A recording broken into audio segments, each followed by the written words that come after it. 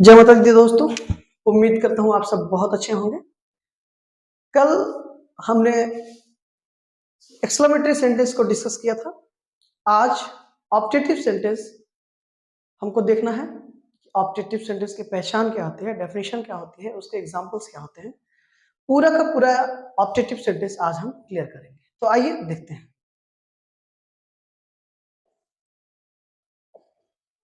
Objective sentence, the sentence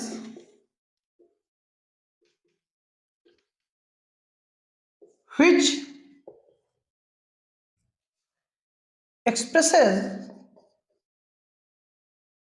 the sentence which expresses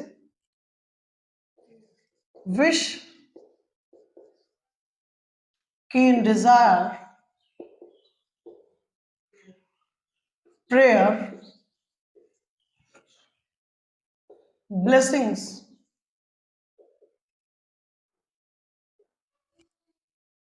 curse, etc. Clear? The sentence which expresses wish, keen desire, prayer, blessings, curse, etc.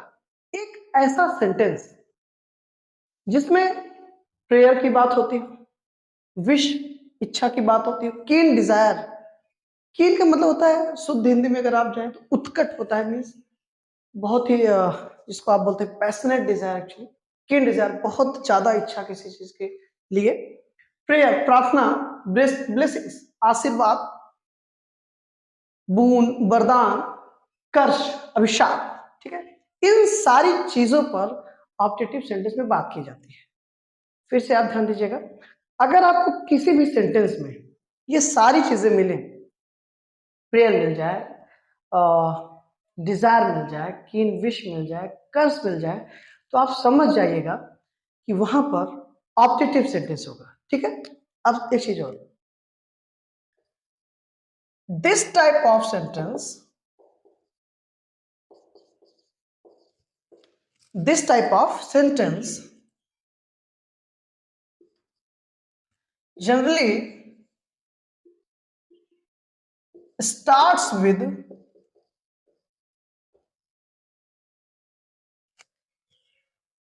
may and wish. Clear? Objective sentence generally किससे start होता है? मे से और wish से। मे और wish से जो भी सेंटेंस स्टार्ट हो तो आप समझ जाइएगा कि वो ऑब्जेक्टिव सेंटेंस होगा। क्लियर? अच्छा, यहां पर आप फिर से एक चीज क्लियर करिएगा, एक्चुअलिटी में बात यह है कि विदाउट मे मीन्स विदाउट यूजिंग मे हम ये जो सारी चीजें हैं, जैसे कीन डिजायर है, विश है, ये सब जो है हम एक्सप्रेस नहीं कर सकते। क्लियर? अगर करना चाहे तो कर सकते हैं, उसका एक रीजन होता है। रीजन क्या है? समटाइम्स मे समटाइम्स मे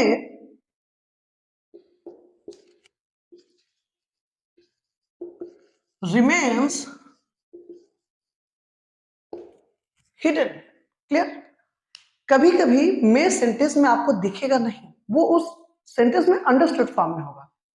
अगर आपको मे किसी सेंटेंस में नहीं दिख रहा है, राइट, और वहां पर विश की बात की गई हो, डिजायर की बात की गई हो, प्रेयर की बात की हो, ब्लेसिंग्स की बात हो, या फिर कर्स अभिशाप की बात हो, तो समझ जाइएगा वो ऑब्जेक्टिव सेंटेंस होगा। फिर से मे और विश जनरली आपको मिलेंगे इस सेंटेंस के स्टार्टिंग में, लेकिन इसकी भी पॉसिबिलिटी है कि किसी किसी सेंटेंस में मे आपको हिडन फॉर्म में मिल सकता है, मीन्स वो लिखा नहीं गया होगा, आपको दिखेगा नहीं, वहां पर मे अंडरस्टूड फॉर्म में होगा। इसको आप समझिए, क्योंकि without using may these type of things can not be expressed. Clear?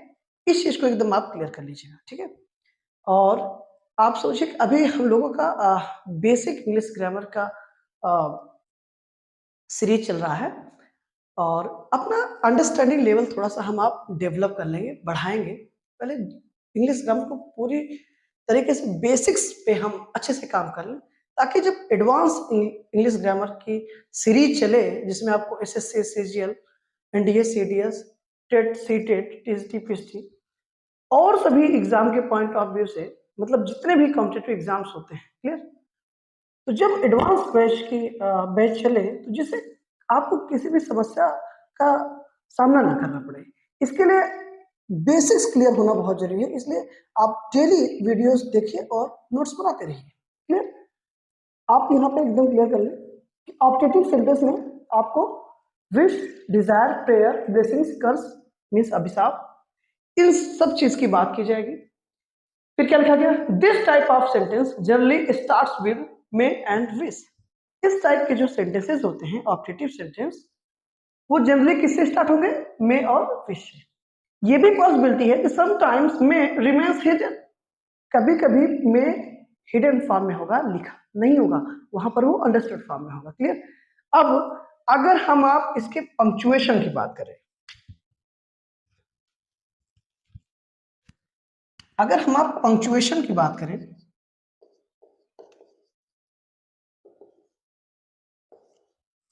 अगर हम आप पंक्चुएशन की बात करें, तो आपको मार्क ऑफ एक्सक्लेमेशन और फुल स्टॉप दोनों मिल सकता है। मार्क ऑफ एक्सक्लेमेशन, क्लियर, और फुल स्टॉप दोनों मिल सकता है। फुल स्टॉप आ जाने से हमारा सेंटेंस ना तो इंपरेटिव होगा ना असर्टिव में आप जाइएगा।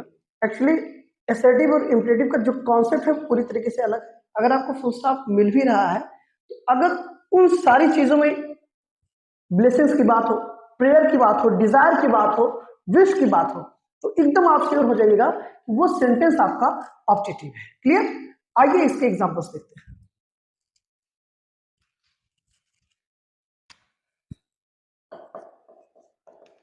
Example, for example, may you live long,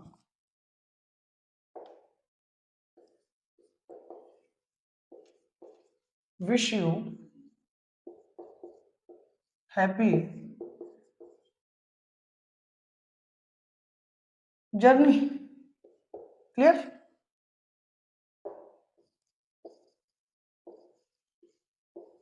may God bless you, happy birthday,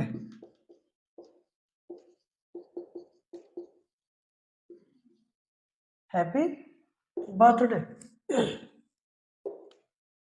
may our prime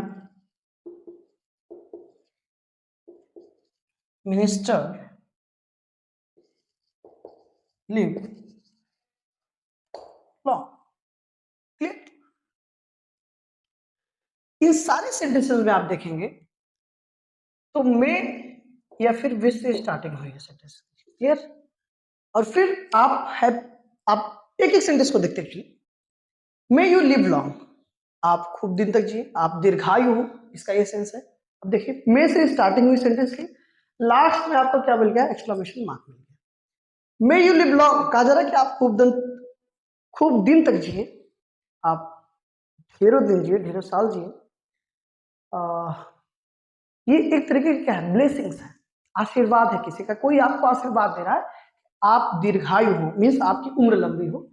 wish you happy journey, right, आप किसी ट्रिप पे जा रहे हो, किसी जर्नी पे जा रहे हो, तो आपके किसी नियर एंड डियर ने आपको विश किया कि आपकी यात्रा मंगलमय हो, तो उस दौरान आपसे क्या कह दिया, wish you happy journey, wish you happy journey. ये भी एक तरीके की क्या है, विशिंग, ब्लेसिंग भी हो सकती है कि आपको कोई, अगर आपका सीनियर पर्सन आपको कह रहा है कि विश यू हैप्पी जर्नी, तो जाहिर सी बात है वो उसको आशीर्वाद ही दे रहे हैं।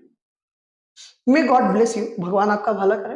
कोई प्रार्थना कर रहा है, हैप्पी बर्थडे, किसी को आपने विश किया, उसको बधाई दी, शुभकामनाएं दी उसके हैप्पी बर्थडे की, अब देखिए यहाँ पर सेंटेंस ना तो आपको विश मिला ना तो मे मिला, ठीक है। अगर मान लीजिए डायरेक्ट सेंटेंस बोल दिया जाए गॉड ब्लेस यू, अगर गॉड ब्लेस यू डायरेक्ट बोल दिया गया, इसका मतलब ऐसा नहीं कि सेंटेंस कुछ और हो जाए, कोई और हो जाएगा। यहाँ पर अभी अभी मैंने आपसे बताया कि कभी कभी मे को हम हाइड कर देते हैं, वो लिखा नहीं जाता, बट स्टिल वहां पर वो अंडरस्टूड होता है, राइट। तो अगर सेंटेंस बोलोगे गॉड ब्लेस यू, तो इसका मतलब वो ऑप्टेटिव ही है, क्योंकि वहां पर मैं अंडरस्टूड है, बस हमको दिखाई नहीं दे रहा है, मीन्स लिखा नहीं गया है, क्योंकि ऐसी पॉसिबिलिटी है कि ऑप्टेटिव सेंटेंस में कभी कभी मैं लिखा नहीं जाएगा। Happy birthday, may you happy birthday, wish you happy birthday, there is no problem at all, आप कह सकते हैं।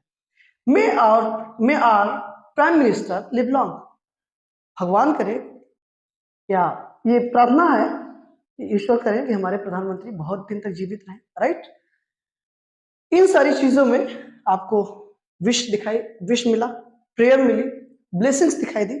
अब कर्स का एक सेंटेंस हम देख लेते हैं, इसमें अभिशाप दिया जाएगा, कुछ भी कह दिया जाए, जैसे एक सेंटेंस है go to hell, go to hell, clear.